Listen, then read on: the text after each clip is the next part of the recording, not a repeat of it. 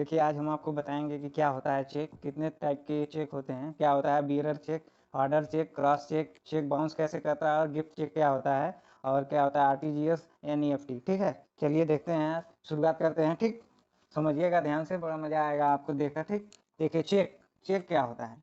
Check एक medium होता है जो आपको आपके अकाउंट से पैसा निकालने का एक माध्यम होता है। ठीक, आप सब समझते होंगे कि चेक आप लोग क्यों लेते हैं, तो आपको एक पैसा निकालने का आपके अकाउंट से एक मीडियम होता है। ऐसा नहीं है कि बैंक आपका रिश्तेदार है, आपका जो है जाएंगे कागज भर के दे देंगे और पैसा दे देगा, या फिर आपके पास जितना पैसा होता है अकाउंट में, ठीक ना, मैक्सिमम आप उतना ही, मान लीजिए अगर आपके अकाउंट में 1 लाख रुपए है तो आप मैक्सिमम 1 लाख का ही चेक भर सकते हैं। ऐसा नहीं कि दोस्त है तो मान लीजिए आप ही का दोस्त है बैंक में है तो आप 1,10,000 का भर के देंगे तो आपको दे देगा, ऐसा नहीं होता है। ठीक है, अब देखिए समझते हैं कि चेक कितने तरीके का होता है। देखिए एक आपको मॉडल के रूप में हम यहाँ बना दिए हैं, इसको हम रियल चेक भी आपको दिखाएंगे कि कैसा दिखता है और क्या क्या उसके पार्ट होते हैं, ठीक ना, और क्या क्या उसमें फिल करना होता है। इसके बाद आपको अकाउंट जो है पेमेंट, बैंक वाला पेमेंट करेगा।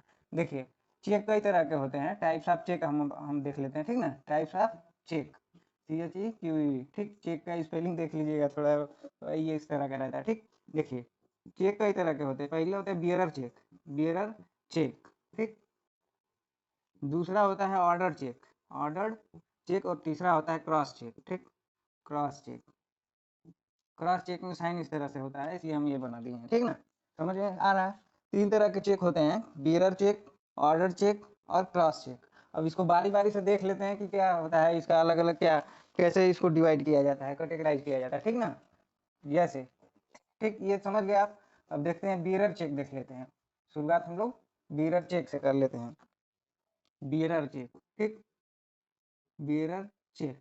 ठीक, बियरर चेक में देखिए क्या होता है कि यहाँ आपका चेक का ये सैंपल रहेगा, यहाँ पे लिखा रहेगा और बियरर, डेट रहेगा और रहेगा, और बियरर लिखा रहेगा, और डेट के ऊपर लिखा रहेगा valid up to 3 month, valid up to 3 month from the this date. ठीक ना, जैसे हम आपको एक चेक दिखाते हैं, ठीक ना, ये हमारा ही चेक है, ठीक, ICICI बैंक का है। ठीक ना, देखिए ये आपको दिख रहा होगा, यहाँ पे देखिए जैसे ये लिखा हुआ है, पूरे हम आपको समझा दे रहे हैं कि क्या क्या इसमें भरते कैसे हैं चेक को। ठीक ना, देखिए यहाँ पे सबसे ऊपर लिखा रहता है आपका बैंक डिटेल, जो कि यहाँ पे बैंक का नाम लिखा हुआ है, ब्रांच लिखा हुआ है, कहाँ का बैंक है, और क्या ये इसका ICICI सॉरी ICICI बैंक का है, IFSC कोड लिखा हुआ है। ठीक ना, अब देखिए यहाँ पे लिखा है वैलिड फॉर 3 मंथ, ये डेट यहाँ पे लिखा रहेगा आपका वैलिड फॉर 3 मंथ, मतलब जब से हम चेक भर दिए, मान लीजिए आज का डेट है 11 मई 2023। ठीक ना,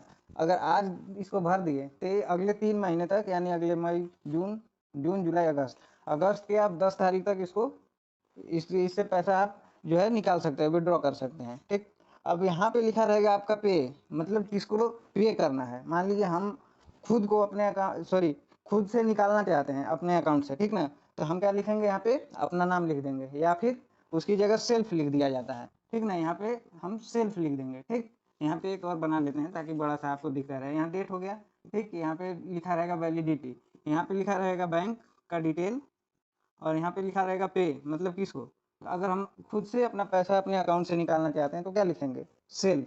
ठीक, समझ गया, या अपना ही नाम लिख देंगे। अब यहाँ लिखा रहेगा रुपीज, मतलब कितना रुपया निकालना है। मान लीजिए हमको निकालना है अपने अकाउंट से 1,000 रुपये, ठीक ना, तो रुपीज, रुपीज 1,000, तो 1,000 को हम क्या लिखेंगे, 1,000, 1,000 ओनली, ओनली लिखा के लिखकर ऐसे साइन, ये चिन्ह लगा देते हैं। इसका रीजन ये होता है कि जैसे मान लीजिए यहाँ पे मान लीजिए खुद करने दूसरे को अगर हम देते हैं तो वहाँ ओनली नहीं लिखेंगे, 1,000 लिख देंगे, तो वो क्या बढ़ा देगा। मान लीजिए ब्लू पेन से लिखे हैं, ग्रीन पेन से ग्रीन से ही लिख देगा 1,500 मतलब हम कितना दिए थे, 1,000 का चेक काट के दिए थे, लेकिन अगला मेरे अकाउंट से कितना निकाल लेगा, 1,500 रुपये निकाल लेगा, 1,800, 1,999 तक निकाल सकता है, यानी 1,999, मतलब 2,000 में 1 रुपये कम तक वो पैसा निकाल सकता है। इसीलिए हम लोग यहाँ पे 1,000 ओनली लिख देते हैं। समझ गए इतना। अब देखिए, अब इसी में और दिखाते हैं हम आपको, यहाँ लिखा है और बियरर या धारक, ये बियरर चेक है जो हम लोगों को बैंक देती है ना, वो बियरर चेक देती है। ठीक, ऑर्डर चेक, क्रॉस चेक के बारे में भी हम आपको बताएंगे। और बियरर मतलब यहाँ सेल्फ लिखेंगे या बियरर का नाम, ठीक ना, जिसको दिया गया है ये। अगर हम अपने से निकाल रहे हैं तो हम अपना नाम या सेल्फ लिख देंगे। बियरर को निकाल रहे हैं मतलब जिसको दिए हैं वो बियरर हो गया, क्योंकि अब उसके पास है। धारक वही होते हैं जिसके पास वो होता है। जैसे पैसे पे लिखा रहता है, मैं धारक को 500 रुपये देने का, अदा करने का वचन देता हूँ, ऐसे कुछ लिखा रहता है। ठीक, मतलब वो 500 रुपये उसके पास है, उस वही धारण किया है, बियरर हो गया। यहाँ पे डिजिट में लिख देते हैं, जैसे 1000 हो गया तो 1000 यहाँ पे रुपीज लिख देंगे। ठीक ना। अब देखिए यहाँ पे अकाउंट नंबर रहेगा, जिसका चेक रहेगा, जिसके नाम का, मतलब जिसका अकाउंट है, जो चेक आपको दे रहा है उसका अकाउंट नंबर। जैसे ये अकाउंट नंबर लिखा है यहाँ पे, ये मान लीजिए हमारा चेक है, तो यहाँ पे अकाउंट नंबर लिखा हुआ है। ठीक, अकाउंट नंबर लिखा है। यहाँ पे क्यूआर रहेगा, क्यूआर उसको जानकारी के लिए कि ये किसका है। ये इसी को क्या है, उसे क्यूआर रीडर से जो है वो पढ़ लेता है कि अकाउंट की पूरी जानकारी इसमें लिखी रहती है। और यहाँ पे लिखा रहेगा प्लीज साइन एबो, मतलब अगर हम साइन करके अगले को देते हैं तभी पैसा निकलेगा उसके अकाउंट से, मतलब हमारे अकाउंट से वो निकाल सकता है पैसा, अगर हम साइन करके यहाँ देंगे। ठीक, ये कॉमन सी बात है कि साइन करेंगे तभी पैसा निकलता है। ठीक, अब देखिए बियरर चेक, अब इसको जो है साइन यहाँ तो करेंगे, और जिसको देंगे उसको भी पीछे बैंकवा कहता है कि इसके पीछे 2 साइन करिए। ठीक, यहाँ देखिए beneficiary name, depositors mobile number. ठीक, बेनिफिशियरी अकाउंट नंबर, मतलब जिसको ये लेना है वो अपना अकाउंट नंबर लिखेगा, उसका मोबाइल नंबर रहेगा और उसका नाम रहेगा। ठीक ना। और किसी किसी में ये पिछवा नहीं रहता है तो उसको क्या करना पड़ता है कि एक जमा पर्ची लेना पड़ता है, जमा पर्ची भर के देना पड़ता है इसको, इसके साथ में। मान लीजिए हम आपको दे दिए, ठीक, ये ले लीजिए। अब ये आपको अगर हम इस अकाउंट से निकालना है तो एक जमा पर्ची भी भर के देना पड़ेगा, जो आपके अकाउंट में जाएगा। और डायरेक्ट लेना होता है तो वो डायरेक्ट आपको कैश दे देता है, उसका भी आगे बताते हैं। बियर चेक समझ गए। ये थोड़ा सा देखिए, ये जो चेक होता है ना बिल्कुल अनसेफ होता है, क्योंकि कारण क्या है कि ये जिसके पास है उसी का। मान लीजिए हम साइन करके आपको दे दिए, आप लेके जा रहे थे अकाउंट बैंक में, अब मान लीजिए आपके पॉकेट से गिर गया, अब जो उठाया, क्योंकि इसमें नाम नहीं लिखा होता है उस समय, आप नाम जाके खुद से अगर नाम लिख के दे दिए तब तो ठीक है, अगर नाम लिख के नहीं दिए हैं तो ये जो उठाया वो अपना नाम लिख के पीछे साइन करके और मोबाइल नंबर लिख के अपने अकाउंट में डिपॉजिट करा सकता है। ठीक, मतलब ये बिल्कुल भी सेफ नहीं होता है। ठीक ना। अब एक होता है ऑर्डर चेक। ऑर्डर चेक में क्या होता है, यहाँ पे केवल इरेज कर रहे हैं, समझिएगा इसको। ठीक, order cheque, order cheque, order cheque में क्या होता है कि यहाँ पे नाम लिख दिया गया होता है पहले से। ठीक ना, ये पहले से लिखा हुआ होता है। ठीक, यहाँ पे लिखा हुआ होता है या प्रिंटेड होता है। जैसे मान लीजिए आपको कोई गिफ्ट दिया, ठीक ना, तो वहाँ पे आपका नाम, उसका पूरा अकाउंट डिटेल लिखा रहेगा, साइन रहेगा, और यहाँ पे आपका नाम लिख प्रिंट करा के वो देगा। ठीक ना, कि ये मान लीजिए जिसका नाम है, जिसको दे रहा है उसका नाम हरिदास है। ठीक ना, हरिदास, तो ये पे टू हरिदास 1 लाख रुपीज, मतलब 1 लाख रुपए आपको देना है उसको। तो यहाँ पे लिखा रहेगा क्या, पे टू हरिदास। ठीक, नाम उसका ऑलरेडी लिखा रहता है। ये थोड़ा सा सेफ होता है, सेफ होता है थोड़ा सा, पूरा नहीं, सेफ होता है। अब देखिए एक घटना मान लीजिए हम बता रहे हैं आपको, अज्यूम करिएगा। मान लीजिए आपका नाम हरिदास है, आप चेक लेकर जा रहे थे और रास्ते में गिर गया, और अनफॉर्चुनेटली क्या हुआ कि हरिदास नाम का ही आदमी उस चेक को उठा लिया। ठीक, अब देखिए पीछे अगर अकाउंट नंबर नहीं लिखा है, ठीक ना, पीछे अकाउंट नंबर नहीं लिखा है तो वो अपना अकाउंट नंबर लिख देगा। मोबाइल नंबर से उतना फर्क नहीं पड़ता, क्योंकि मोबाइल नंबर आदमी कभी कभी चेंज भी कर लेता है। जरूरी नहीं कि जो मोबाइल नंबर अकाउंट में लगा है वही मोबाइल नंबर आप अभी भी चला रहे हो। ठीक ना, या फिर आपके पास वो मोबाइल अभी अवेलेबल नहीं तो कुछ कोई भी नंबर आदमी लिख देता है। तो ये क्या है कि अकाउंट नंबर मान लीजिए लिख दिया, अब ये जो पैसा जाएगा उस वाले हरिदास के पास जाएगा, जिसको हम देना चाह रहे थे उस हरिदास के पास नहीं गया, जो उस नाम से, मतलब जो चेक पा लिया उसके नाम से अब चला गया। अब दिक्कत हो जाएगी, मान लीजिए जिसको दिए थे वो तो मिला नहीं उसको। अब क्या होगा कि ये हरिदास जाएंगे, फिर हमसे कहेंगे कि वो चेक तो गुम हो गया, तो उसके रिस्पॉन्सिबल तो हम हुए नहीं। हालांकि थोड़ा सा टेंशन तो हमें को होगा कि भाई जिसको देना चाह रहे थे उसको मिल नहीं पाया। ठीक ना, तो क्या फिर वो आदमी हरिदास जो है किसके पास जाएगा, बैंक में जाएगा। ठीक, अब बैंक में जाएगा और अपने नाम से जितने रहेंगे उसके नाम से उस बैंक में, ठीक ना, उसका डिटेल निकलवाएगा। अब डिटेल निकलवाएगा तो भाई मोबाइल नंबर, केवाईसी, उसका जो पैसा जिसके अकाउंट में गया था उसके, उसका भी तो अपना अकाउंट जब खुलवाया होगा तो केवाईसी, मोबाइल नंबर, आधार कार्ड, पैन कार्ड, जाति आय निवास जितना होता है, मतलब ये सब नहीं लगता है, तो उसना तो लिखा रहता है ना, तो उससे पहचान में आ जाएगा कि भाई इस नाम के आदमी ने इस दिन अकाउंट ये चेक डिपॉजिट करके पैसा जो है निकाला था। ठीक, इतना पता चल जाएगा। अब क्या करना है, अब क्या है कि पुलिस जांच होगी। ठीक, पुलिस जांच होगी तब जाके पता चलेगा कि ये इस आदमी को ये आदमी को अकाउंट ये जो है चेक पा गया था और इसको पैसा मिल गया था। ये थोड़ा सा कहने का सेफ होता है, लेकिन उतना भी सेफ नहीं होता है। अच्छा, बियरर चेक को ही सेल्फ चेक भी कहते हैं, ठीक है ना, क्योंकि खाली होता है तो आदमी जो है अपने से सेल्फ या अपना नाम लिख के ये निकाल लेता है पैसा। बात समझ में आ रहा होगा ना। ठीक है, अब देखिए हम लोग क्रॉस चेक के बारे में समझते हैं। क्रॉस चेक क्या होता है, आराम से समझिएगा, ठीक ना, मजा आएगा आपको। क्रॉस चेक, क्रॉस चेक के बारे में समझ लेते हैं। क्रॉस चेक, देखिए क्रॉस चेक क्या होता है कि यहाँ पे ना दो ठो क्रॉस लगा रहेगा, ठीक ना, क्रॉस करके दे देते हैं। अब उसमें क्या होता है कि यहाँ पे नाम तो लिखा ही रहेगा। चलिए फिर से इसी को हम दिखा के आपको बता देते हैं। देखिए जैसे ये देख रहे हैं ना, पे पूरा ये पहले के वैसे ही वैसे है।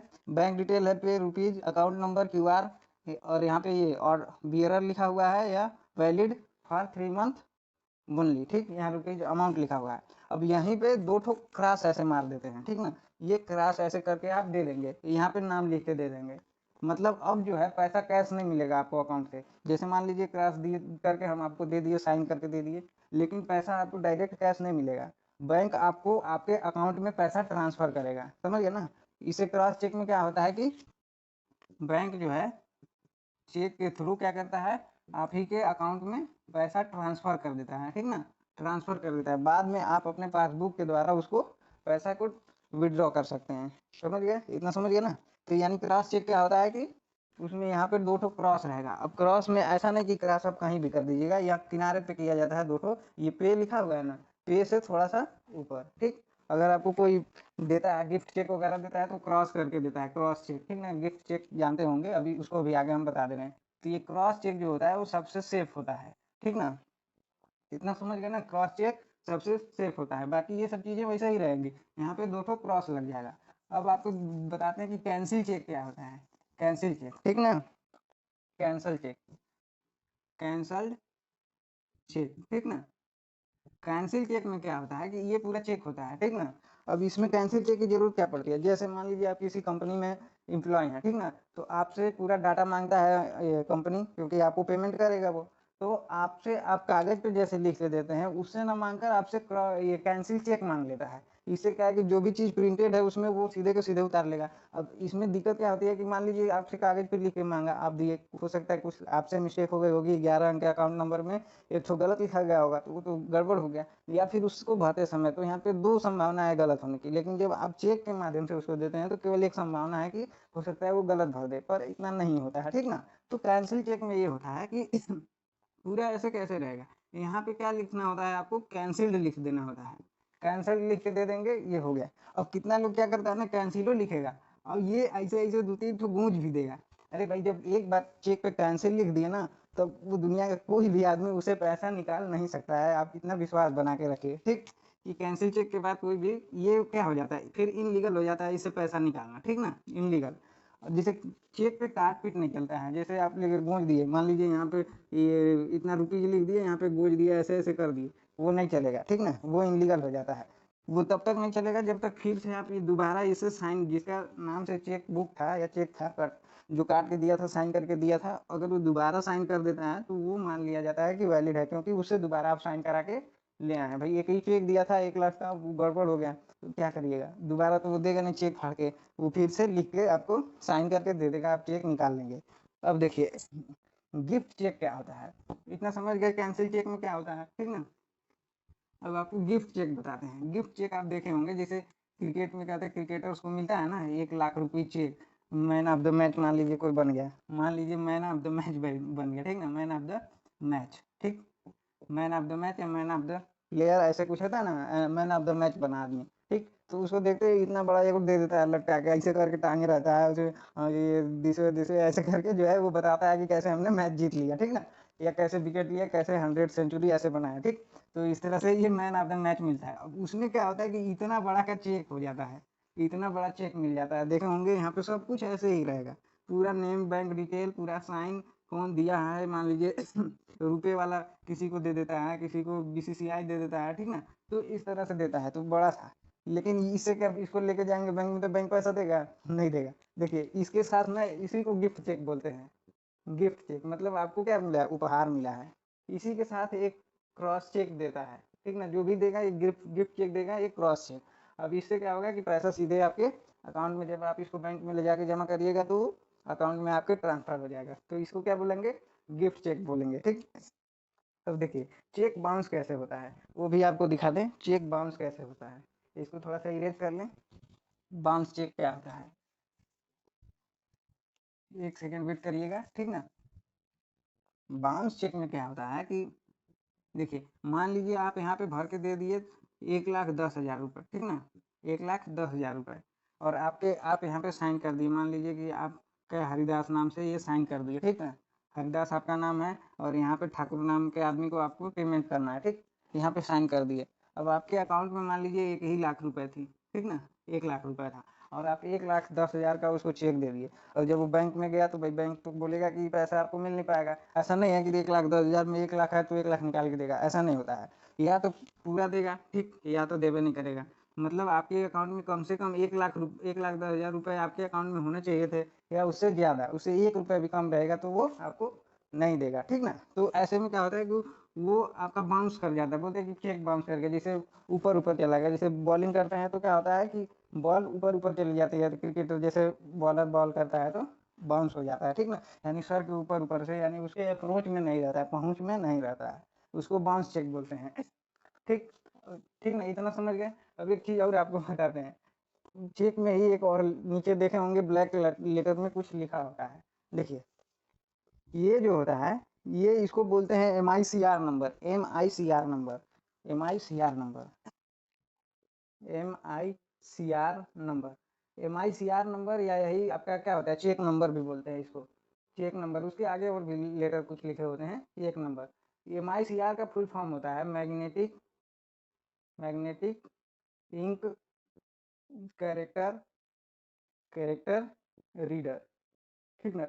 इसका फुल फॉर्म होता है, ये कितने लेटर का होता है, 5 अक्षर का होता है, ठीक ना। मान लीजिए कुछ लिखा हुआ 00547, ठीक ना, ये ऐसे ब्रैकेट में डबल 6699 में बंद रहेगा, 6699 समझते होंगे, ये ब्रैकेट में बंद रहेगा, इसी को MICR नंबर कहते हैं, ठीक। इसी को क्या करता है कि बैंक वाला नोट कर लेता है कि चेक नंबर इतना था, ठीक ना, मैग्नेटिक इंक कैरेक्टर रीडर। या फिर इसी को क्या करता है, एक टॉर्च जैसा, देखे बंदूक जैसा एक होता है इक्विपमेंट होता है, उसी से क्या करता है कि स्कैन कर लेता है नंबर को, और तुरंत उसे पता चल जाता है कि बैंक डिटेल किसका है, किसके नाम से है, तो इसको बोलते हैं MICR नंबर, ठीक ना। इतना समझ गए।